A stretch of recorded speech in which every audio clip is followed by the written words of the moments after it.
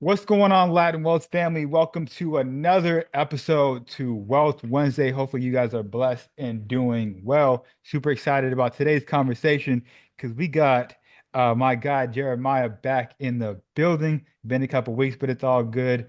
We're gonna have a phenomenal conversation today. And before we do so, Jeremiah, how you doing today, bro? How you feeling? Welcome back. Welcome back to me. It's good to be Sir. back. I did definitely miss being here with you guys. Definitely missed being here with my brother Chris. So I appreciate the welcome back, man. I missed it. Yeah, 100%.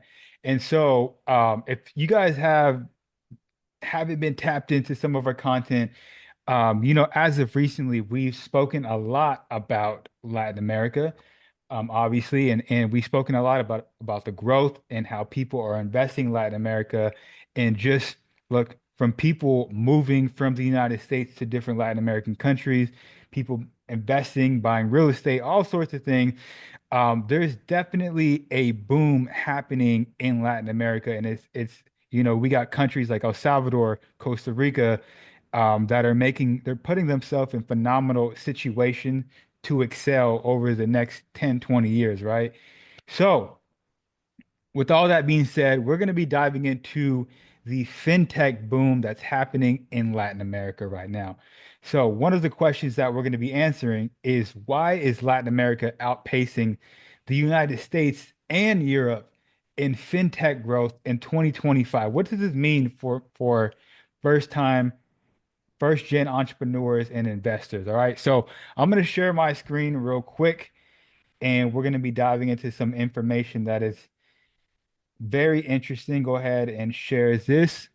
Boom, this article. And so essentially, let's dive a little deeper right here. Where do I want to hit on? So yeah, this is the article, FinTech Boom in Latin America in 2025. What I want to hit on is this paragraph here. According to a new report by Boston Consulting Group and QED Investors, venture capital funding for fintech startups in the region grew by 86% in 2024, marking one of the top 3 years in the sector's history. All right. So just to give you guys a little bit more, couple more numbers before we get Jeremiah in here. Revenue growth for Latin American fintechs have saw a 37% year over year revenue growth, beating the United States, which was at 22%. All right, so what are some of the things that are helping shaping this growth and what's going on? We have to tip our hats to AI tokenization and regulations that shape new financial landscape. So we've been talking about artificial intelligence for a long time now, and you guys, man, at this point, yeah, look, artificial intelligence has been here. It's become a fundamental technology for the financial or the fintech sectors. BGC notes that generative AI tools and virtual assistants are now streamlining product developments and accelerating go-to-market strategies. All right, so just wanted to give you guys some information out there. We'll go into some top five trends to watch after we get Jeremiah's thoughts. But Jeremiah, bro, how you feeling about this? What are your thoughts on this? Do you remember when we talked about how if you isolate somebody, they'll just find another partner to go and do the stuff with?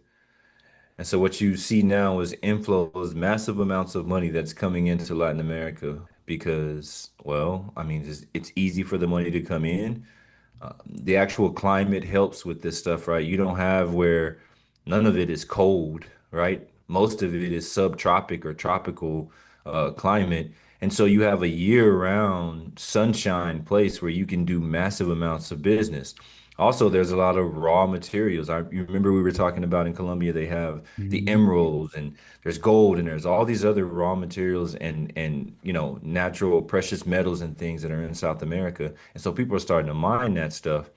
And I think that the rules that we had or the regulations that were set via Trump and this whole everything, Hmm. right, that's going on in America. Tariff now, not tariff, tariff again, not tariff. And so that back and forth, that creates instability. And I think what you find in Latin America is you find actually stability. Which Hmm. seems right. That's normally backwards to what it is, right? USA would be the place where you would find that stability. But right now, given the regulations and the new financial landscape across North and South America, I think that's probably some of the most safer places. I'd feel, me personally, if I'm an investor, especially a foreign investor, I think I'd feel more comfortable putting my money with Bukele than Hmm. here in the United States for some, right? Like Hmm. that sounds strange to say that, but like literally, that's what you see happening because, well, I mean, our financial structure and our financial infrastructure is kind of shaky right now. So that's what I'm Hmm. looking at, and I can see how it would be very attractive to put your money in Latin America. Yeah, and like you said, it's shaky, it's uncertain, and one of the recent episodes that we put out was an article about Mexico and Brazil coming Yeah. together in agreement to forming a relationship there. You have countries like China that opening up their visa restrictions so it's easier for people to cross between Latin America and China. And we know that China has been a big player when it comes to investing in Latin America. So you have different people, whether it's within the region or outside of the regions, that are investing and interested in Latin America outside of the United States. So it's like, yo, we always preach not to put all your eggs in one basket. Same thing with these countries. They're not going to want to put all their eggs in just, whether it's just all in China or just all in the United States, they're going to want to spread themselves around. And they're seeing that other countries like Brazil, Colombia, El Salvador, they have a lot more to offer, and we can do business with you guys. Yeah, and you're not restricted by the I call it the bullyism, right? Mm, You're not restricted by the bullyism of America, the ego and all that, right? So these leaders in these other countries, these guys are fully open to doing business with anybody. They're not, shying away from doing business with China. They're not shying away from doing business with Russia. They're not shy. Like for them, it's like, hey, if we can build these business-based relationships with mhm, these other countries and these other continents, it's better for us across the board, and that makes us less dependent upon the United States, which is a good place for us because then the U.S. can keep us under their thumb. Now, are you trading one thumb for the other thumb? Well, that, time will tell. But hey, in the immediate future, you gotta you're trying to shake things up a little bit and see what's happening. And it's good to see the foreign investments and good to see the overall across the board, right? Money coming into Latin America and that's increasing. I mhm. like that. Yeah, man, it's super dope to see. And for me growing up, and this is part like when I was a kid, when I would think of Latin America, unfortunately, it's between the things I seen on TV and what I heard in my family, like I just thought it was a poor place to be, right? Whether that was true or not during those times, but now we're seeing like that is the total opposite. We're seeing a lot Ex- of people again that are seeing opportunities from America, like, yo, I think I may want to move my family to DR. I may want to move my family to Puerto Rico. Like there's Yeah. different opportunities out there where you can live a healthy and successful life. Yeah, you don't have to be confined to just the United States. There's a lot of expats that are all over, obviously the political environment helped to spin a lot of that, right? But I mean, there's a lot of expats that were just like, you know what? I think it's just the quality of life in America. Like, I can't sit down for dinner with my family because I'm too busy working, trying to Mhm. just make ends meet. And so if I Mhm. could go somewhere and it's, 10 to 12 times cheaper on the cost of living, then I could actually enjoy my life with the money that I make. Mhm. So Mhm. here we are. Inflation has its costs, right? Yeah, 100%. I've always bring up these two conversations I've had with these two gentlemen that used to be in the United States Marines, and one Hmm. of them moved to DR, the other one moved to Brazil. And for your reason, for what you just said right now, is their reason to move. Like these guys were proud Americans, fought for the country, Hmm. um, but they just couldn't take it. like their mental health, their well-being, their lifestyle. It just wasn't what they wanted it to be. So they moved to a completely different country. And I Oh, see a lot yeah, of veterans doing that. Like I see a for lot of sure. veterans doing that actually because they don't get the support that they need here back home, That too. That's yep. whether it That's be true. financially, whether it be therapy or structuring or community, like they have in the brotherhood inside of the military. But I see a lot of that. Um, and if you sit down, I've seen a couple of like Instagram videos and stuff like that where they're talking to, veterans and they were just speaking about how they chose to go live in Latin America, usually like Costa Rica or someplace like Hmm. that where they can enjoy life and it's less stressful. Because, coming back and having that PTSD from fighting, right? You can't be in a place where it's constantly stressing and Hmm. putting that pressure on you. And so you need a place where you can feel that, kind of that release, enjoy your family, enjoy the weather, enjoy just walking on the beach, things like that. Those are very simple things, but it's very important to, a stable mind. Yeah, that's one of the things whenever I travel, it's always fascinating for me to see like what is normal in this country. Like I remember going to the UK, specifically London, Hmm. and it was like a Tuesday afternoon and kids were outside playing soccer at the park and families were just walking around. I'm like, man, it's a Tuesday at 1 o'clock. Nobody's working, nobody's hustling, grinding. Right.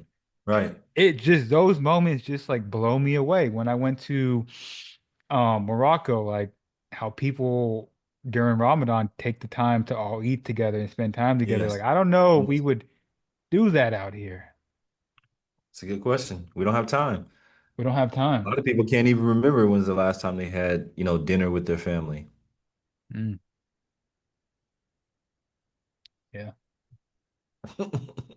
Look, 5 trends to watch based on this fintech boom in Latin America. Number one, AI productivity tools, on-chain finance and regulation tools, profitable digital banks. Another one is what is it? A $28 billion fintech, a leading opportunity, B2B, and infrastructure innovation. One of the ones that I wanted to hit on is the AI productivity tool. This is something that you see that's really big right now. And in fact, I can't even talk about it 'cause they literally say like, yo, you cannot talk about it. But I was on a call with a platform that I use to create Hmm. content and whatnot, and they are integrating a new AI tool to help with productivity. So like it's interesting as we're talking about it. They were just kind of getting my feedback, like, hey, would you use this? What do you think about this? How does this look? I know it's all broad, but they literally told me today, like, yo, don't even You can't um say nothing. you can't say nothing. Don't But breathe, anyways, don't like, breathe an inch of it. Yeah. yeah, no, no, no.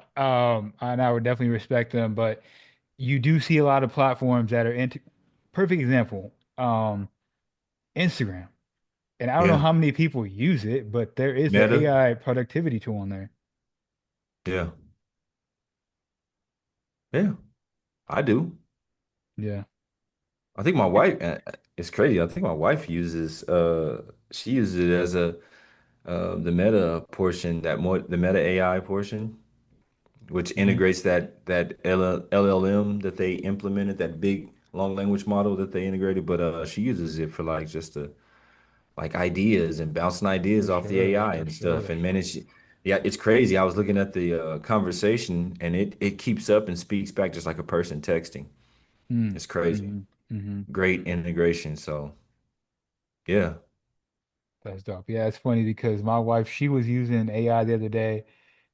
She was like, I guess her homegirl was asking her about some restaurants in the area, or they were asking about like where they can have a baby shower Okay. that's like fits 100 people. And she's like, Okay. girl, let me just take this to a chat GPT and see what they say. Don't gives you like 10 different locations that fit all your recommendations. So it's funny to see them use it. It's It's also in, cool to it's see them use getting it. it's getting integrated, man. It's needed. Everybody should be using it. I think like 2 years ago, tell people all the time I gave a video about prompt engineering, which is Hmm. understanding how to actually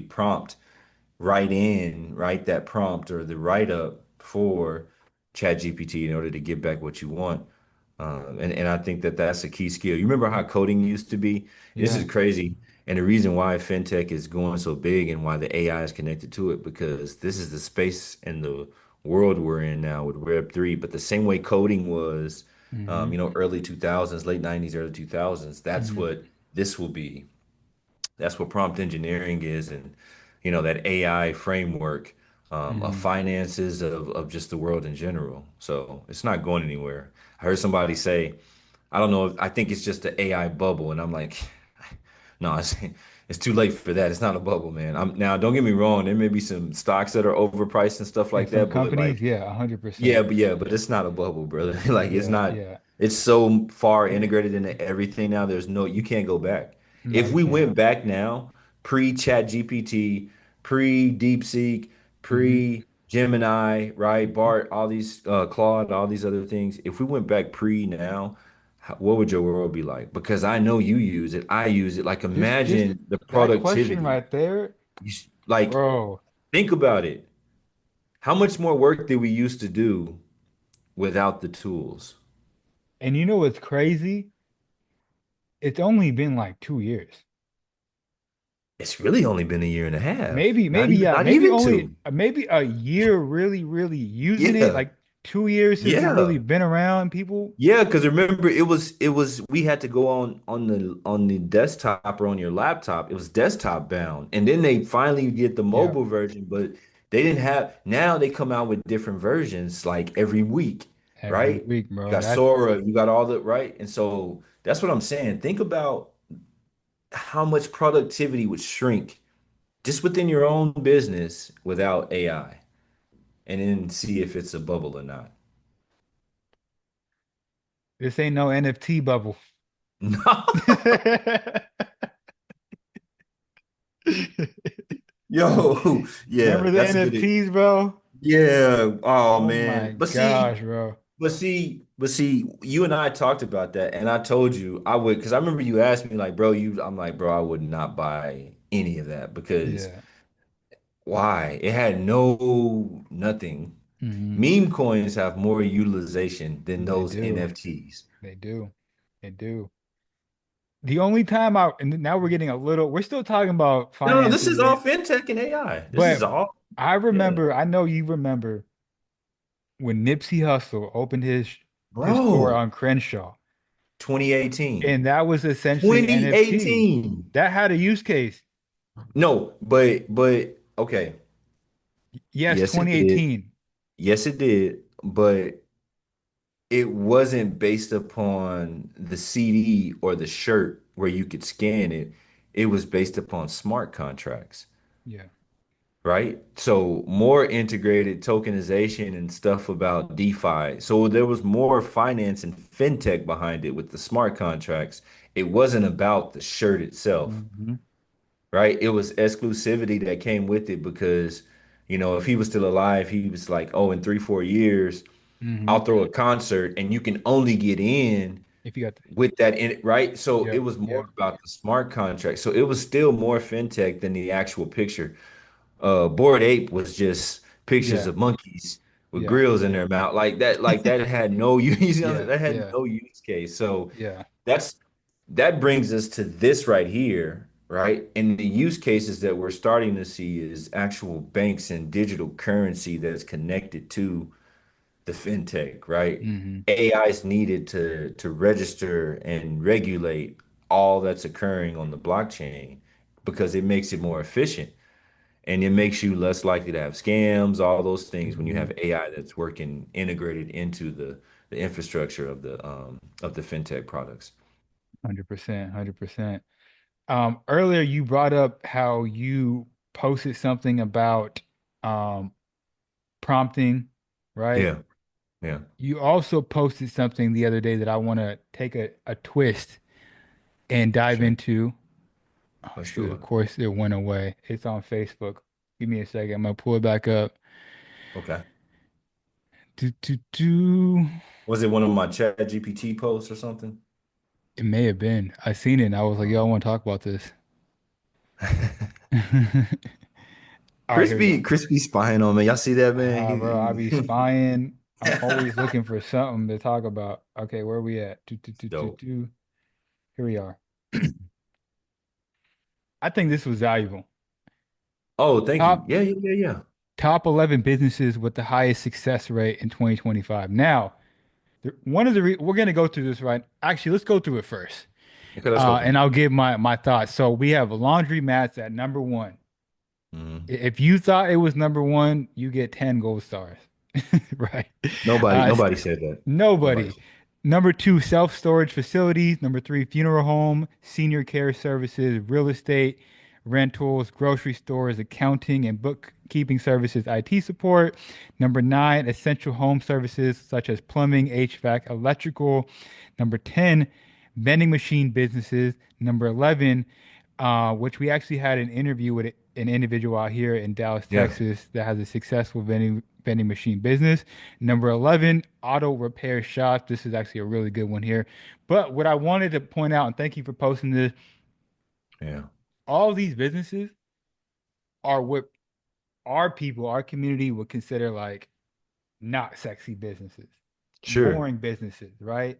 sure. And the reason why I wanted to bring this up is because a lot of times we think that the successful business is the trending NFT or the meme coin or like Yeah, or the crazy stuff, right? And a lot of times it's the stuff that we see and use every single day that we may not even pay attention to, right? I yep. don't think anybody's really thought about owning a laundromat and how much I money have, you can.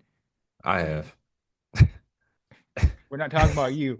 I'm like, yo, no, I definitely thought about owning a Okay. laundromat But for you sure. get what I'm Yeah, saying though. But and I like that you yeah, put the percentages here. So yeah. That 95, is the percentage of success. That is the success rate right there, right? 95% of laundromats are survive in a successful. 5 year. I gave the note down there at the bottom. The success rates are based on Yep, an estimated 5 year. So they're lasting 5 years or more. bruh. Come on. Like, we don't need to break our back trying to do something, reinventing the wheel, And these are passive.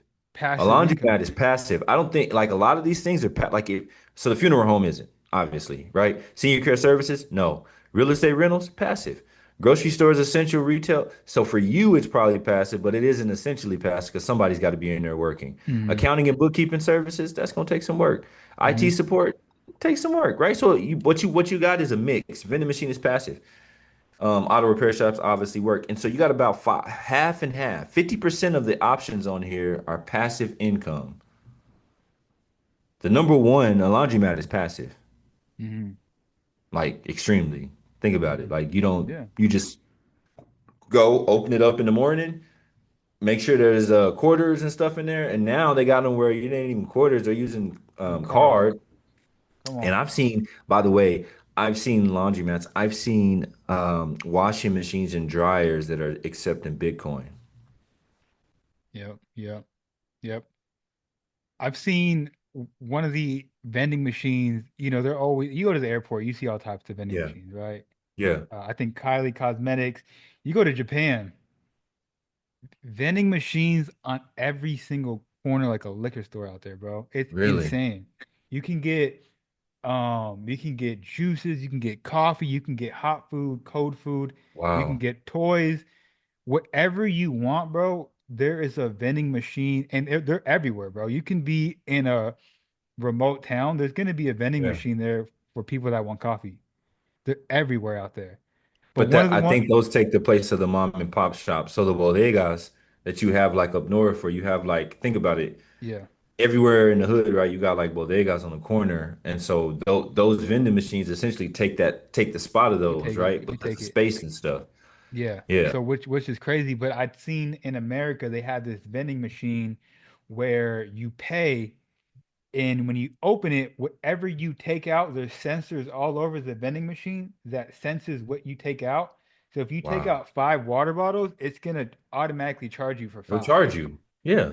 which I thought that's genius because I mean, look, in America, you let people open the door and take what they want. They're gonna Oh man, take they're gonna take everything, whatever they want. They're gonna you take whatever know? they want. Yeah, for sure. Um, but I like this list. This is super dope. I think a lot of time when we think about entrepreneurship and business, um, we think about AI. How can I start an AI business? How can I start a something that's Look at that super paragraph. innovative? These businesses perform well because they cater to essentials, emergencies, or convenience. The kinds of services people consistently rely on regardless of the economy. What does that mean? That means black swan events like COVID, it doesn't matter. Hmm. Anything that's happening, this stuff is usually gonna, one of these 10, right? It's gonna perform well. And another note that I want to say on here is I didn't say they were overly financially super profitable. Right. I said successful. Success being judged, right? I put that down there, but success being judged that it has longevity. 5 year survival rate. That's what we're saying. Is it real? Is it going to make money all throughout COVID? Is it going to be able to make money? Mm. That's the judge now. Now we've all been through COVID, and so that's the great equalizer, right? Could it make money during COVID? And if you have ideas about businesses or you're doing things, us, right? We think about our demographic, the Latinos, we think about what we like food, we like music, we like, right? So think about would it have made money during COVID? Mm. If you're starting a business or you're out there, you got that entrepreneurial bug, would it make money during COVID? Good question. That's a good question. And we know it's funny because we were talking before we hit record about trading options. And to me, Oh, like starting the AI company is damn near like trading options. yeah, Super high risk, high yeah, reward. It could be high reward. yeah. Um, but investing in the ETF is slow, steady. Investing in one of these businesses, slow, steady, is going to get you through the black swan events. So That's we how I always kind of talk look at it, about, no, you're right. And I talk about hedging all the time. So I'm the type of person, I'm going to do both. for sure. I'm gonna put 15, 20% into the high risk thing, right? The AI, the go big or go home type situation. But then I'm gonna put 50 to 60, maybe even 70% into stuff that's like this, right? So I'm always hedging my bet that even if I lose that money going into the more riskier endeavor, right? I have things in the background that's gonna be making money on a steady pace, right? A Hmm. consistent outflow of passive income or consistent amount of making money. So that's why I posted that though. I wanted That's people good. to see the juxtapose of what you think a successful business is. And when you see everybody on Instagram, oh, I got the brand new 3D printer, I got the AI, I did it right. Okay, yeah, 100%. But if we're looking about things that are successful regardless of anything, this is the list. Yeah. And it's not what you think. The last thing I'll say about this is I was at the gym on Saturday, Yeah. and my gym is located right next to an Indian grocery store.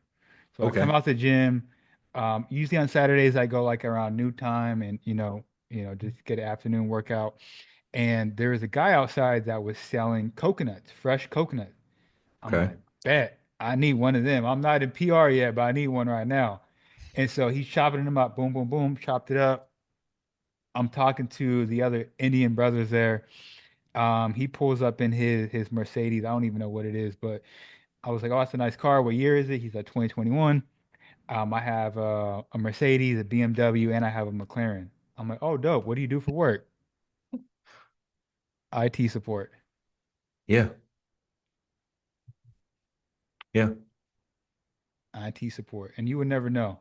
Like the way he was dressing, like you And you can said, add cybersecurity to that as well, like for to sure. that. Number 8 goes into that.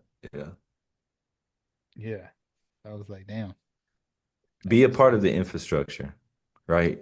So the IT support, tech services, cybersecurity, those are things that are inevitable at this point because the whole world is dependent upon computing. The whole world is dependent upon AI, and it's only going to get deeper, right? And so if you know how to program that, if you know how to gatekeep that, provide solutions for things that happen, you're gonna make a lot of money Gonna make a lot of it's only it's only gonna become even more essential.